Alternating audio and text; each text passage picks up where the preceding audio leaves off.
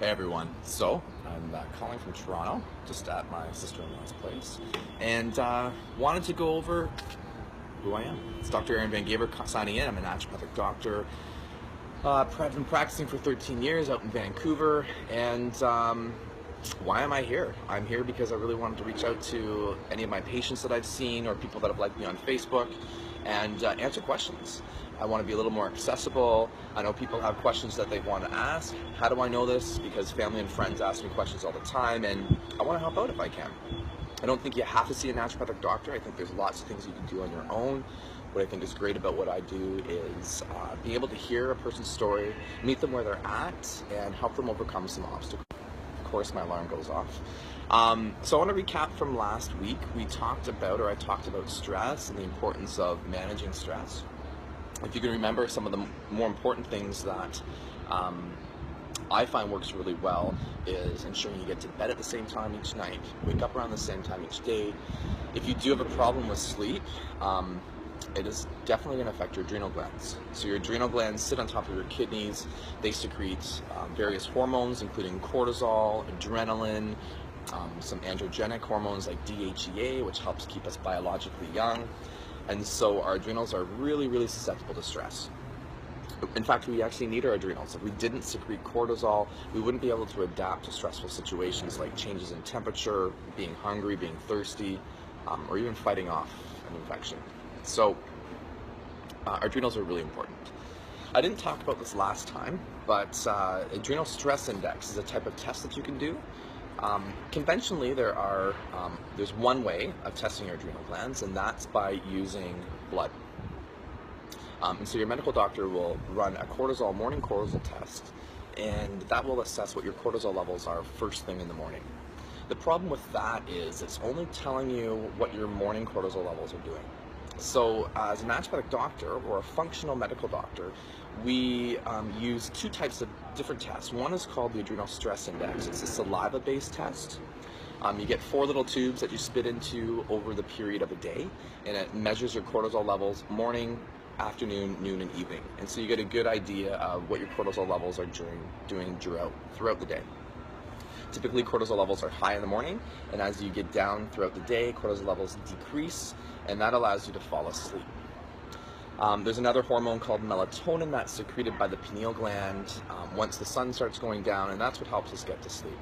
So a third test that we can do is called the Dutch steroid hormone test, and it's a urine test where you basically pee on filter paper 4 times during the day, and that quantifies your cortisol levels as well. So if you are dealing with all the stress, if you've got any issues with sleep, if you've got any issues with low energy, especially first thing in the morning, consider testing your cortisol levels to see if there is any issues. A quick little fix, a standard protocol I would say many patients go on is taking a good B complex first thing in the morning, making sure you take it with food, because it can be a little nauseous to your stomach. And then at nighttime, if you do need a little bit of melatonin, you can do a little bit of melatonin to help you get to sleep. And the idea is you would do that melatonin at the same time every night. Now, I didn't talk about jet lag. It's pretty important to talk about since I just flew.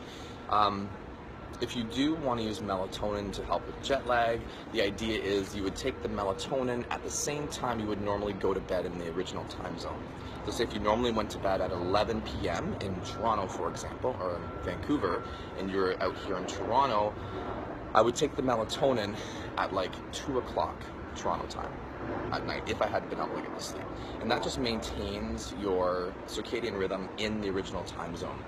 That really only works if you're going away for a few days. Other technique is to not sleep at all and just go to bed at the same time in your original time zone. So those are 2 little techniques that you can do. Today what I wanted to talk about is GERD. So I had a great question come in from someone on my page, and GERD stands for there's a little baby right here, gastrointestinal reflux disorder. And so heartburn, things like ulcers in the stomach, all relates to GERD. And many people believe that GERD is caused by too much stomach acid. And in reality, more of GERD is caused by not enough stomach acid. We need stomach acid to actually create the signal to create mucus in our gut. And if we don't have a lot of stomach acid, we don't create a really thick mucus. And therefore, if we do spicy foods or caffeinated type foods, we actually feel heartburn. So when your medical doctor prescribes, or a naturopathic doctor prescribes, a proton pump inhibitor or an H2 blocker, they actually work by reducing the pH in your stomach. And reducing the pH in the stomach can kind of complicate things. So sometimes it's actually not reducing the acid in your stomach, it's actually improving the acid in your stomach. A few other things related to the GI tract is IBS, so that's irritable bowel syndrome, IBD, which is inflammatory bowel disease. Those are things like Crohn's disease and colitis. And then we've talked about something called SIBO, which is small intestinal bowel overgrowth, or sorry, bacterial overgrowth. And this is a newer diagnosis. I would say probably not quite hit the medical journals yet. And what that talks about is individuals that have been diagnosed with IBS or irritable bowel syndrome typically have issues of either too much constipation or too much diarrhea or a little bit of both. And what they're finding is perhaps it's due to a migration upwards in the digestive tract into the small intestine of bacteria that normally would colonate the colon. And so what happens is people are getting this fluctuating constipation and diarrhea, and the treatment is really simple. It's improving the motility of the gut so that the food moves through the gut at a proper rate. That's called peristalsis.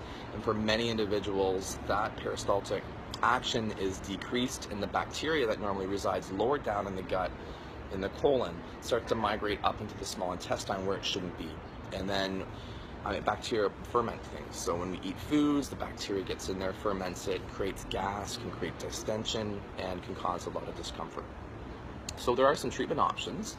I'm going to speak specifically with SIBO right now. It's all about killing that bacteria and improving it's called the migrating motor complex, improving the peristaltic wave down into the colon to ensure that the bacteria doesn't get up into the small intestine. There are some testing options for this. If you're dealing with inflammatory bowel disease, Crohn's or colitis, if you're dealing with GERD, or even if you've been diagnosed with IBS, you can get what's called a comprehensive digestive stool analysis, a CDSA. And these are really comprehensive. And typically you would have 1, 2, or 3 stool samples sent to a lab, and they test it for all things like fiber, fats, certain vitamins, certain bacteria, and can tell us what the internal terrain of the gut looks like. If you're looking at SIBO, it's called a lactulose breath test, and you basically would breathe into these little tubes over the period of every 20 minutes, basically, so a period of 2 hours about, and it measures the amount of methane and hydrogen that's excreted. And this tells us a little bit about the type of bacteria that is residing in the small intestine or in the large intestine, and because it's a timed sample, we can tell where in the digestive system it actually is. And if it's in the small intestine, we would see the expulsion of these gases earlier on in the sampling, and if it was in the large intestine, we would see this later on. Oh, hi there, Cash. So this is Cash. This is Cash. This is sister-in-law's little dog. Welcome, Cash. So the next thing I want to chat with you guys about is, well, if you do have any questions about GERD, SIBO, please send me a message. I'd be happy to answer those for you. And again, if you have any questions about stress, I'd be happy to answer those as well. Okay, so yesterday I went to Canada's Wonderland, a place that I've really wanted to go to for 15 years. I haven't been there in a long time. I used to love roller coasters and went on a few of them yesterday. The interesting thing is I got really sick and I vomited after a few of the rides. And I couldn't understand why. Why is it now that I actually feel sick after doing all these rides? And it was a colleague of mine last night that mentioned that after the age 35, the fluid in the inner ear starts to become thicker, and therefore any sort of imbalances are amplified. And I was thinking about that. You know, yesterday was pretty hot. I wasn't really hydrated, and I'm over 35. So perhaps it's due to an inner ear fluid thickness that caused this. So, but if you guys are over 35, you probably shouldn't ride roller coasters anymore. I guess that's what I'm trying to say. Anyway, guys, thanks for joining in. I see a few of you guys down there. Thanks so much. And I'm heading camping today. I'm pretty excited about that. Please don't forget to ask questions. It's the best way for me to know what I'm going to talk about the next week. I'm going to be coming in from probably my parents' home next Friday. And I got a little baby I want to show you here. This is a cute little baby. Baby Avery. Fucking Avery. Look at this. Isn't she adorable? So this is who I've got to hang out with all day. So anyways, guys, thanks for checking in today. Please share the video. Please ask questions. Send me a private message. I don't mind answering them if I can. Obviously, if they're pretty in-depth, you should make an appointment with me, but I don't mind answering simple questions. So thanks again for tuning in, and I look forward to touching base with you guys next week. Take care, guys. Dr. Aaron Van Gaver, out.